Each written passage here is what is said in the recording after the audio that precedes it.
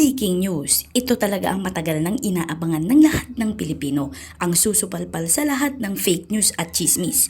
Pangulong Bongbong Marcos, viral ngayon matapos sa wakas nagbigay na ng pangmalakasang desisyon patungkol sa umiiral na tensyon sa West Philippine Sea. Ito ay matapos harapin ni PBBM ang mga sandatahang lakas ng Pilipinas na kasalukuyang nakadistino sa Ayungin Shoal. Grabe, dito talaga makikita ang totoong kulay ni PBBM mga kababayan dahil napakabigat ng kanyang binitawang salita sa harap mismo ng mga Armed Forces of the Philippines. Ito ay taliwas sa mga kumakalat na balita sa social media. Naku po, kaya naman mga kababayan, wag na natin itong patagalin pa. Samahan niyo ako at sabay-sabay nating alamin ang mga mainit na balita sa araw na ito. Despite these challenges, you have stood up and upheld the fundamental principles that binds all of us Filipinos, a mutual respect for life, for dignity, and for community. Kailanman ay hindi tayo magpapasupil at magpapaapi kahit na kanino man. Today, as your Commander-in-Chief, I have never been prouder of the brave women, men, and not just the Western Command, but the entire armed forces as I am today.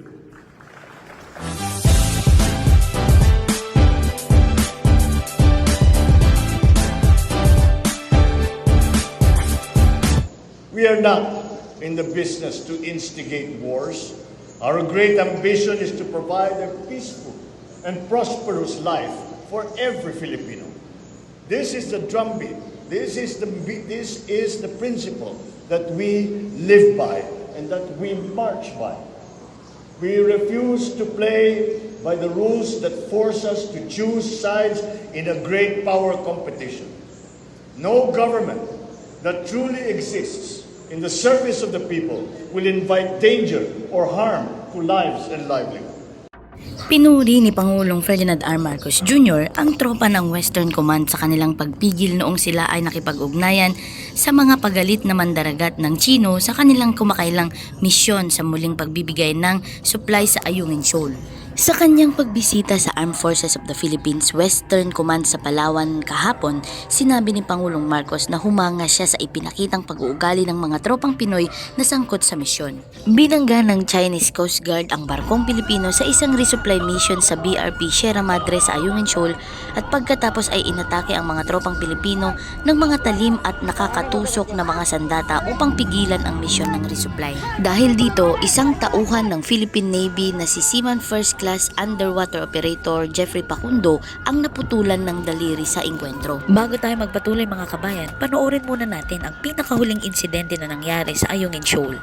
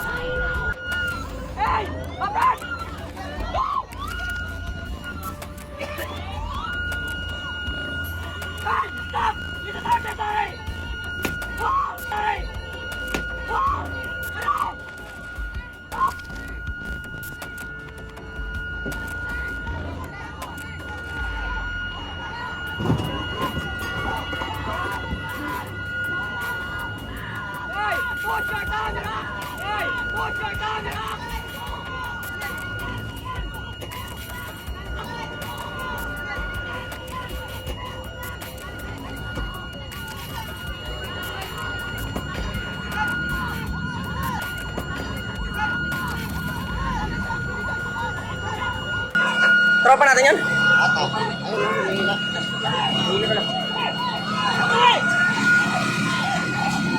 Yung daliri ni Sarge. Sino? Inan ko nandun? Inan dyan?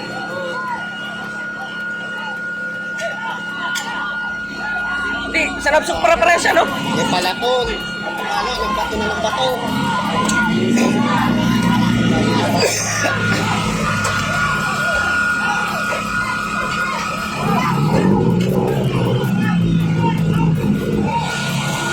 Punta nagbabato ka na, oh. Napatuwa na ng bato. Bukod kay Facundo, 79 pang iba pang mga sundalo na sumali sa misyon ang ginawaran ni Pangulong BBM ng Order of Lapu-Lapu Rank Award. Ang Order of Lapu-Lapu Rank Award ay iginagawad sa mga opisyal at tauhan ng gobyerno, gayon din sa mga pribadong individual bilang pagkilala sa kanilang napakahalaga at pambihirang serbisyo sa pagpapasulong ng kampanya o advokasya ng Pangulo ng Pilipinas. Nanawagan din si Pangulong Bongbong Marcos sa mga kalalakihan at kababaihan ng Western Command na patuloy na gampanan ang kanilang mga tungkulin sa pagtatanggol ng Pilipinas ng may integridad at paggalang. Despite these challenges, you have stood up and upheld the fundamental principles that binds all of us Filipinos, a mutual respect for life, for dignity, and for community. Kailanman ay hindi tayo magpapasupil at magpapaapi kahit na kanino man. Today, as your Commander-in-Chief, I have never been prouder of the brave women, men, and not just the Western Command, but the entire armed forces as I am today. I salute the 80 officers and troops who sailed the waters and exercised the greatest restraint amidst intense provocation. You demonstrated to the world that the Filipino spirit is one that is brave, determined, and yet is compassionate. I reassure you that you have the entire nation behind you, praying for your safety, praying for your success. The Filipino people is grateful for your dedicated service and to the families that support you.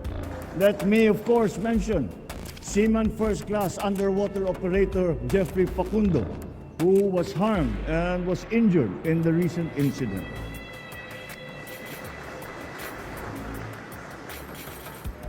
So as we award these medals, we remember that on June the 17th, we made a conscious and deliberate choice to remain in the path of peace. The government will continue to provide all your needs and look after your welfare and your family's welfare. Kayo ang halimbawa ng isang bagong Pilipinas. Kayo ay isa sa aming inspirasyon para lalo pang pagbutihin ang aming sinumpang tungkulin.